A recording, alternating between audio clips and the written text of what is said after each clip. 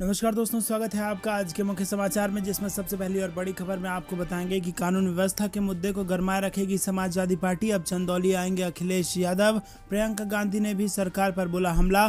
दूसरी बड़ी खबर में जिक्र होगा कि मध्य प्रदेश में बीजेपी से जुड़े लोग ही बिगाड़ रहे हैं माहौल। कांग्रेस ने राज्य के शांत माहौल को खराब करने के लगाए आरोप। तीसरी बड़ी खबर में जिक्र होगा कि अगला कदम तय करने के लिए लखीमपुर खीरी में होगी किसानों की बैठक। कहा सरकार का पिछला आश्वासन बना ढकोसला। चौथी बड़ी खबर में आपको बताएंगे कि हरियाणा कांग्रेस ने खट्टर सरकार को उखाड़ फेंकने का बजाय बिगुल। कहा अब बीजेपी सरकार के जाने का आ गया है समय। और पांचवी बड़ी खबर में जिक्र राजस्थान का। अशोक गहलोत का बीजेपी पर बड़ा हमला। कहा इनकी दंगे भड़काने की थी योजना। करौली, जोधपुर और रामगढ़ था अगला निशाना। दोस्तों, हर एक खबर की गहराई में आपको ले जाएंगे, लेकिन उससे पहले अगर आप भी उत्तर प्रदेश में बिगड़ते कानून व्यवस्था के लिए योगी सरकार को जिम्मेदार मानते हैं तो वीडियो को लाइक जरूर कीजिए। चैनल पर नए हैं तो लाल बटन को दबा के चैनल को सब्सक्राइब कीजिए और घंटी बजाकर कमेंट में लिखिए जय हिंद। दोस्तों, रुक करते हैं सबसे पहली और बड़ी खबर की तरफ। कानून व्यवस्था के मुद्दे को गरमाए रखेगी समाजवादी पार्टी। चंदौली जाएंगे अखिलेश यादव और प्रियंका गांधी ने भी सरकार पर बोला है हमला। जी हाँ दोस्तों, समाजवादी पार्टी कानून व्यवस्था के मुद्दे को निरंतर गरमाए रखेगी और जहां भी बड़ी घटनाएं होंगी वहां पार्टी का प्रतिनिधिमंडल जाएगा। इसमें वरिष्ठ नेताओं के साथ स्थानीय नेता भी शामिल होंगे। प्रतिनिधिमंडल घटनाक्रम पर विस्तार से रिपोर्ट तैयार करेगा, जिसे सदन में भी रखा जाएगा। और इसी रणनीति के तहत राष्ट्रीय अध्यक्ष अखिलेश यादव बुधवार को ललितपुर पहुंचे और अब वो 9 मई को चंदौली जाएंगे। दोस्तों, आपको बता दें कि विधानसभा चुनाव में हार का सामना करने के बाद समाजवादी पार्टी ने सक्रियता बढ़ानी शुरू कर दी है और सड़क से सदन तक संघर्ष का दावा करने वाली सपा ने विभिन्न घटनाओं पर अपनी रिपोर्ट बनानी शुरू कर दी है।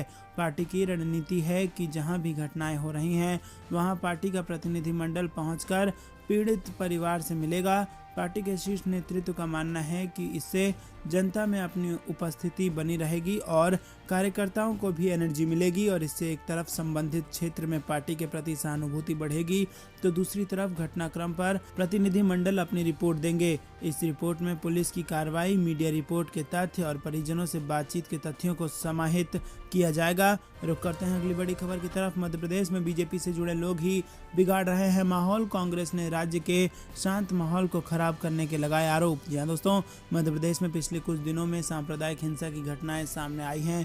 कांग्रेस ने राज्य के शांत माहौल और गंगा जमुनी तहजीब को छिन्न भिन्न करने का आरोप भाजपा से जुड़े लोगों पर लगाया है। साथ ही बुरहानपुर की एक प्रतिमा को अंग भंग करने के आरोपी का भी भाजपा के नेता से रिश्ता होने का आरोप लगाया। पूर्व केंद्रीय मंत्री अरुण यादव, पूर्व मंत्री पीसी शर्मा और पार्टी के प्रदेश महामंत्री और मीडिया प्रभारी के मिश्रा ने संयुक्त संवाददाता सम्मेलन में आरोप लगाया कि भाजपा से जुड़े लोग राज्य का माहौल बिगाड़ने में लगे हुए हैं। पूर्व मंत्री ने बीते 2 मई को बुरहानपुर जिले में हुई घटना का जिक्र करते हुए कहा कि इस घटना को अंजाम देने के लिए सामने आए आरोपी के घृणित चेहरे ने भाजपाई चरित्र को तार-तार कर दिया है। यदि सीसीटीवी फुटेज के आधार पर भाजपा नेता का रिश्तेदार आरोपी नहीं पकड़ा जाता तो सांप्रदायिक हिंसा पनप सकती थी। दोस्तों, रुक करते हैं अगली बड़ी खबर की तरफ। अगला कदम तय करने के लिए लखीमपुर खीरी में होगी किसानों की बैठक।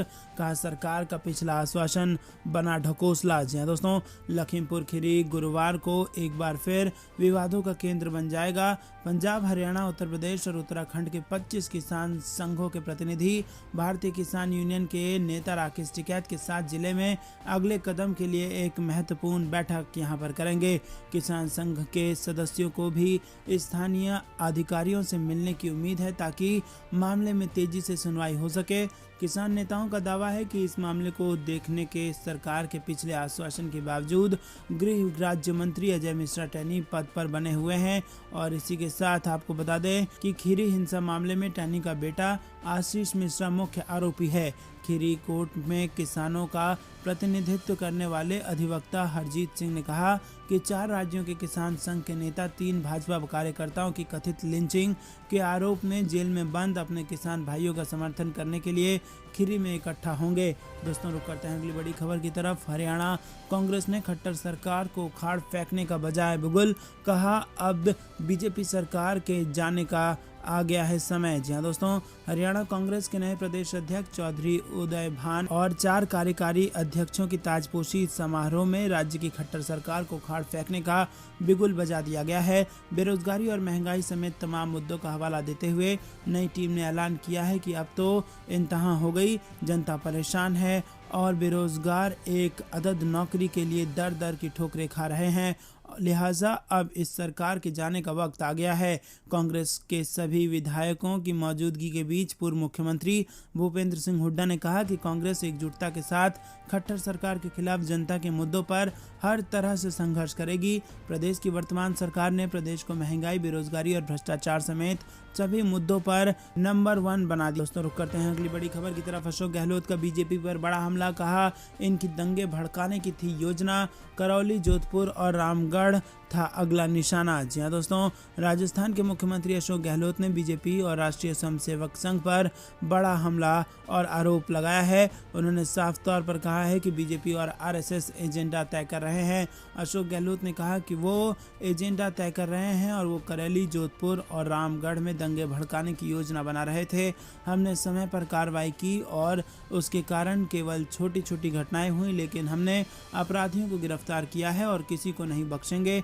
हम राज्य में हिंसा नहीं होने देंगे, आरोपी भागते फिर रहे हैं। वहीं दोस्तों आपको बता दें कि उन्होंने आगे कहा कि हमने तय कर रखा है कि किसी भी कीमत पर राजस्थान में हिंसा नहीं होने देंगे, इनकी हरकतों का मुकाबला करेंगे। और इससे पहले अशोक गहलोत ने बीजेपी पर निशाना साधते हुए कहा था कि बीजेपी को राजस्थान में शांति हजम नहीं हो रही है, इसीलिए वो कांग्रेस और राज्य सरकार को बदनाम करने के षड्यंत्र में लगी है। रुक करते हैं अगली बड़ी खबर की तरफ। देश में कोरोना संक्रमितों की संख्या में इजाफा जारी, 24 घंटे में 3,275 नए केस मिले, 55 मरीजों की गई जान। जी हाँ दोस्तों, देश में लगातार कोरोना वायरस के मामले बढ़ रहे हैं। केंद्रीय स्वास्थ्य मंत्रालय की ओर से जारी ताजा आंकड़ों के मुताबिक दिन में पिछले 24 घंटे में कोरोना वायरस के 3,275 नए मामले दर्ज किए गए और इसके अलावा देश भर में 55 मौतों के साथ मरने वालों की संख्या बढ़कर 5,23,975 हो गई है। इसके साथ ही देश में कोरोना के सक्रिय मरीजों की संख्या बढ़कर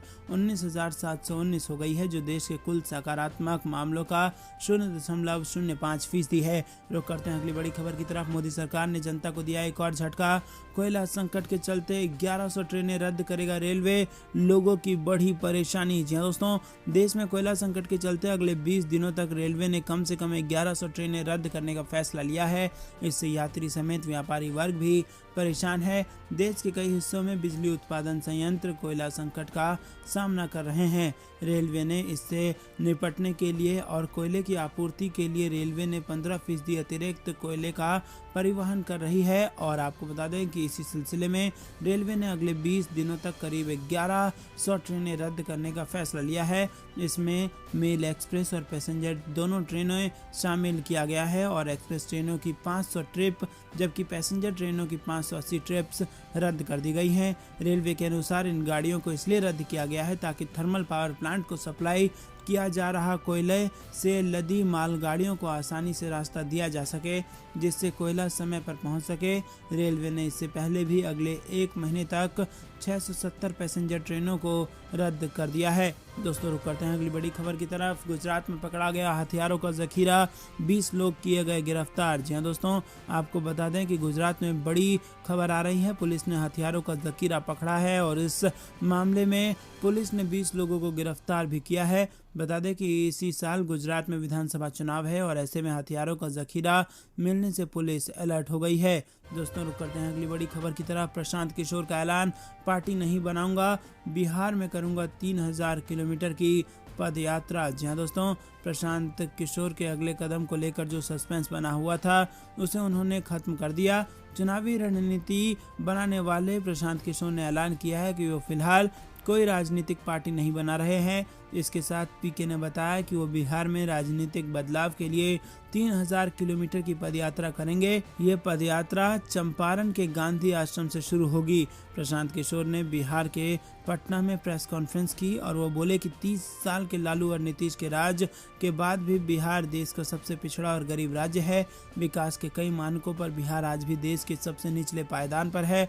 बिहार अगर आने वाले समय में अग्रणी राज्यों की सूची में आना चाहता है तो इसके लिए नई सोच और नए प्रयास की जरूरत है। दोस्तों रुक करते हैं अगली बड़ी खबर की तरफ बढ़ सकते हैं। दूध तेल के दाम, महंगाई अभी और सताएगी। जी हाँ दोस्तों, भारतीय रिजर्व बैंक के गवर्नर शक्तिकांत दास ने बुधवार को कहा कि रूस यूक्रेन युद्ध को लेकर वैश्विक स्थिति के कारण दुनिया के बाजारों में खाने के सामान के दाम अप्रत्याशित रूप से बढ़े हैं, जिसका असर घरेलू बाजार में भी दिख रहा है। उन्होंने कहा कि आने वाले समय में महंगाई का दबाव बना रह सकता है, यानी आगे महंगाई और बढ़ने की आशंका है। बिना किसी तय कार्यक्रम के मौद्रिक नीति समिति की 2-4 मई को हुई बैठक के बाद आरबीआई ने बुधवार को प्रमुख नीतिगत दर रेपो को तत्काल प्रभाव से बढ़ाने की घोषणा की। हालांकि केंद्रीय बैंक ने इस साल अप्रैल में मौद्रिक नीति समीक्षा में मुद्रास्फीति को लेकर जो अनुमान जताया था उसमें कोई बदलाव नहीं हुआ है। रिजर्व बैंक ने चालू वित्त वर्ष में खुदरा महंगाई दर 5.7% रहने का अनुमान रखा है।